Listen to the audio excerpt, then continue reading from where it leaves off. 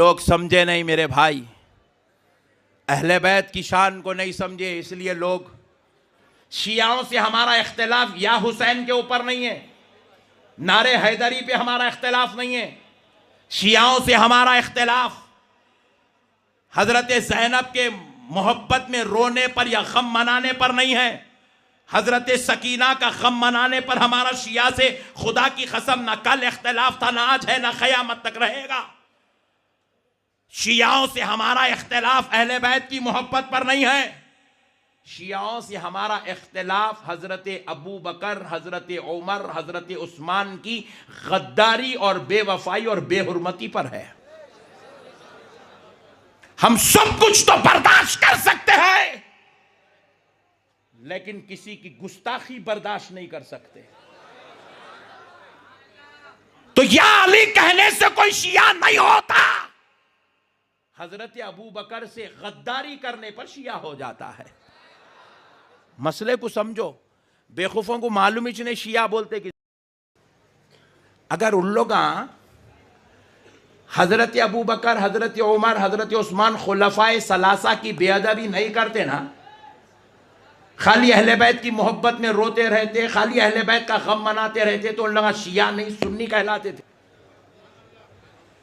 شیعہ فرقے سے ہمارا اختلاف گستاخی کا اختلاف ہے، اور وہ اہل بیت کی محبت تو کرتے ہیں لیکن خلفائے ثلاثہ کی بے ادبی کرتے ہیں اور حضرت عائشہ کی توہین کرتے ہیں۔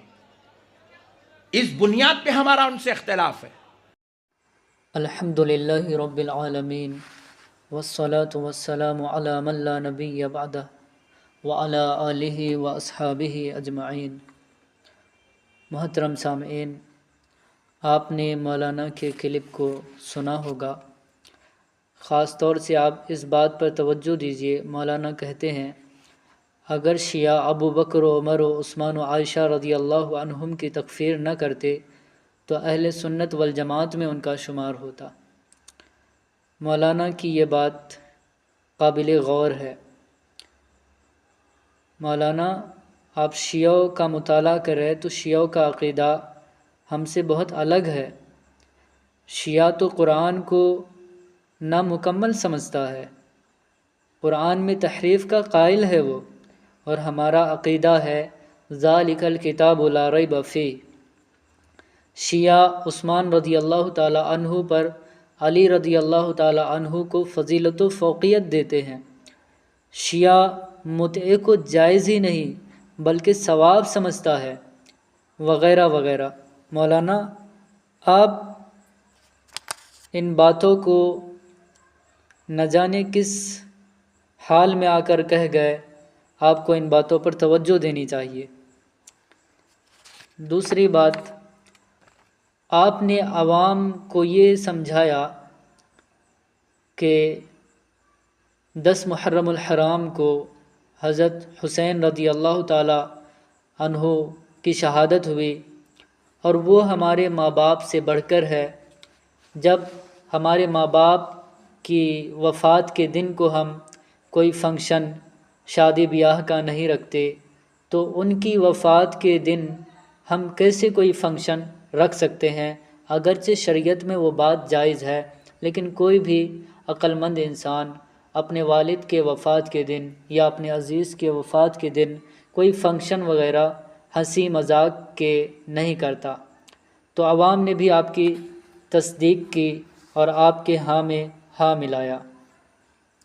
مولانا کاش کہ آپ کتابوں کو پڑھتے اور مطالعے میں اپنے وقت کو صرف کرتے تو آپ کبھی ایسا نہیں کہتے۔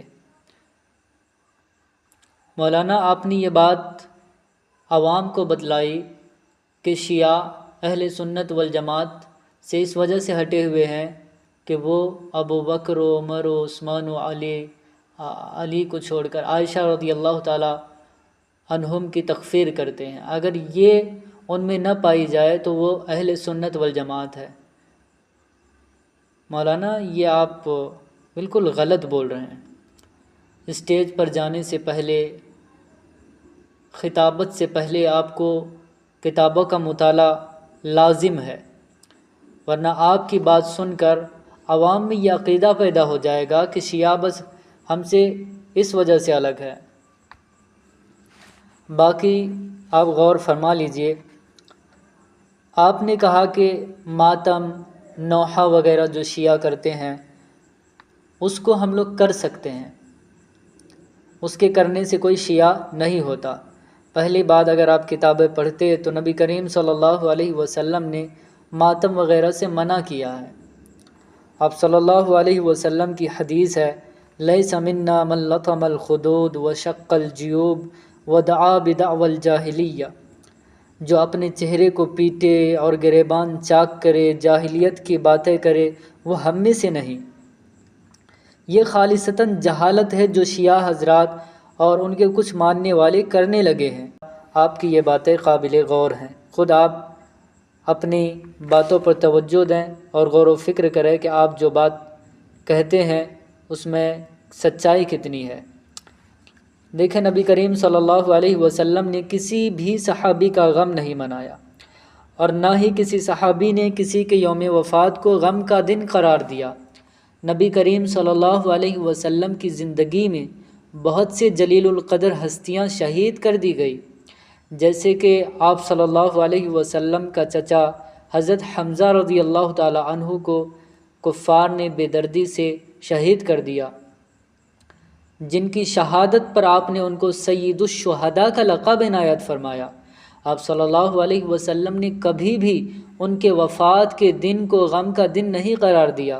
اسی طرح زید بن حارثہ رضی اللہ عنہ، جعفر بن ابی طالب رضی اللہ عنہ، عبداللہ بن رواحہ رضی اللہ عنہ وغیرہ وغیرہ رضی اللہ عنہم، کبھی آپ نے ان سب کے وفات کے دن کو غم کا دن نہیں قرار دیا۔ اور اگر اس میں خیر ہوتی، یعنی نوحہ کرنے میں کوئی بھلائی ہوتی، ماتم کرنے میں بھلائی ہوتی، تو آپ صلی اللہ علیہ وسلم اس کو پہلے کرتے، اور آپ کے صحابہ تو آپ کے ہر عمل میں آپ کی اتباع کرنے والے تھے، وہ ان کو ضرور کرتے، لیکن آپ نے نہیں کیا تو آپ کے صحابہ نے بھی نہیں کیا۔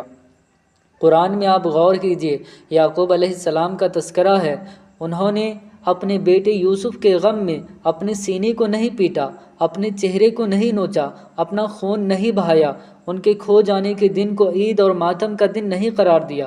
وہ اپنے بیٹے یوسف کو یاد کرتے شفقت کی وجہ سے آنکھوں سے بے اختیار آنسو بہہ جاتا، لیکن انہوں نے اللہ کے اوامر کے خلاف کوئی کام نہیں کیا۔ انہوں نے کہا، انما اشکو بثی وحزنی الی اللہ، بے شک میں اپنے رنج و غم کی فریاد صرف اللہ سے کرتا ہوں۔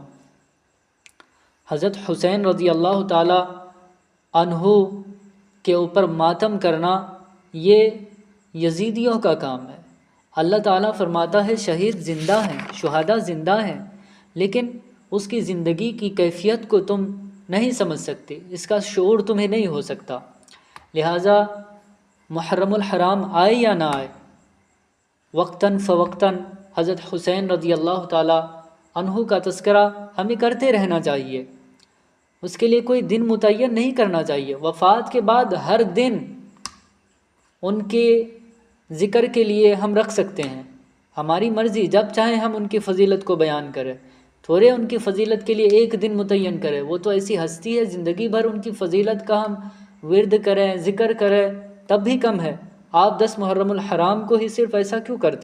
بالفرض اگر ماتم کرنا بہتر ہوتا تو ان کے ابو یعنی حضرت امام حسین رضی اللہ تعالی عنہ کے والد، جو ان سے افضل ہیں، جو سن 40 ہجری میں بے دردی سے شہید کر دیے گئے، جن کی لاش اور قبر تک کا نہیں معلوم، ان کے لیے ماتم کرنا چاہیے اگر یہ جائز ہوتا تو۔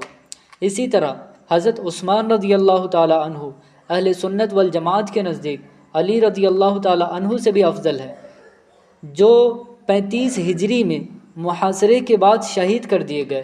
اگر ماتم کے حقدار ہوتے تو یہ ہوتے۔ اسی طرح حضرت عمر رضی اللہ تعالی عنہ، جو حضرت عثمان و علی رضی اللہ تعالی عنہ سے بھی افضل ہے، جو مصلی پر نماز پڑھانے کی حالت میں زخمی ہوئے اور پھر اسی زخم کی وجہ سے جام شہادت نوش فرما گئے، جو کہ یکم محرم الحرام ہے، اس دن آپ ماتم کرنے کو نہیں بولتے۔ اسی طرح حضرت ابو بکر صدیق رضی اللہ تعالیٰ عنہ، جن کو اللہ کے رسول نے انبیاء کے بعد مخلوق میں سب سے افضل قرار دیا، کسی نے بھی ان مقدس ہستیوں کے شہادت کے دن کو غم اور ماتم کا دن نہیں قرار دیا۔ اسی طرح سید الرسل امام الانبیاء جناب محمد الرسول اللہ صلی اللہ علیہ وسلم کی وفات کا دن مسلمانوں پر اس دن سے زیادہ سیاہ دن کبھی آیا ہے نہ آئے گا، لیکن ان سب کے باوجود بھی کسی صحابی نے آپ صلی اللہ علیہ وسلم کی وفات کے دن کو غم اور ماتم کا دن نہیں قرار دیا۔ تاریخ اٹھا کر دیکھیے، سال کے 12 مہینے کی کسی تاریخ میں ایسا دن آپ کو نہیں ملے گا جس میں کسی صحابی کی شہادت نہ ہوئی ہو۔ اس کا مطلب کیا ہے؟ 12 مہینے آدمی غم منائے، شادی بیاہ نہ کرے، زندگی کے مقصد سے غافل ہو جائے۔ انسان کو اللہ نے بھولنے کی جو نعمت دی ہے وہ اسی لیے ہے کہ وہ اپنے محبوب کے غم کو بھول جائے، یا خود پر آئے ہوئے حالات کا غم بھول جائے اور اپنی زندگی کے منازل کو خوشگوار طریقے سے طے کرے اور محبوب کے مشن کو لے کر آگے بڑھے، بندے خدا تک ان کی بات اور ان کا مشن پہنچائے۔ اور سنیے، اس سلسلے میں نبی کریم صلی اللہ علیہ وسلم نے وفات ہونے پر کیا کیا۔ نبی کریم صلی اللہ علیہ وسلم اپنے بیٹے جب ابراہیم کی خبر سنتے ہیں تو آپ فرماتے ہیں العین تدمع والقلب یحزن ولا نقول الا ما یرضی الرب، آنکھیں اشک بار ہے، دل غمگین ہے، لیکن میں وہی کہوں گا جس سے میرا رب راضی ہوتا ہے۔ انا للہ و انا الیہ راجعون، ہم اللہ ہی کے لیے ہیں اور ہم سب کو اللہ ہی کی طرف لوٹ کے جانا ہے۔ اور یقیناً اے بیٹے وَإِنَّا بِفِرَاقِكَ يَا إِبْرَاهِيمَ لَمَحْزُونُونَ، بے شک اے بیٹے یقیناً میں تمہاری جدائی سے غمگین ہوں۔ قتل حسین اصل میں مرگ یزید ہے، اسلام زندہ ہوتا ہے ہر کربلا کے بعد۔ ماتم نوحہ کرنا صبر کے منافی چیز ہے۔ وَمَا صَبْرُكَ إِلَّا بِاللَّهِ، تمہارا صبر کرنا صرف اللہ کے لیے ہے۔ اس لیے مسلمانوں کو شیعہ حضرات کے طور طریقے کو اپنانے سے گریز کرنا چاہیے۔ ان دنوں میں لباس بھی ان کی طرح نہ پہنے۔ حضور صلی اللہ علیہ وسلم نے تشبہ سے منع فرمایا من تشبہ بقوم فہو منہم۔ محرم حرمت والا مہینہ ہے، عظمت والا مہینہ ہے، برکت والا مہینہ ہے۔ اس مہینے میں نکاح کرنا افضل ہے، اور خاص طور سے اسلام دشمن اس مہینے کی عظمت کو گھٹانے میں لگے ہوئے ہیں، تو انشاءاللہ ثواب زیادہ پائے گا۔ بے شک یہ مہینہ عبادتوں کا مہینہ ہے، ایک دوسرے سے احترام کا مہینہ ہے، کثرت سے روزے رکھنے کا مہینہ ہے۔ اللہ تعالی ہم سب کو دین کی صحیح سمجھ نصیب فرمائے اور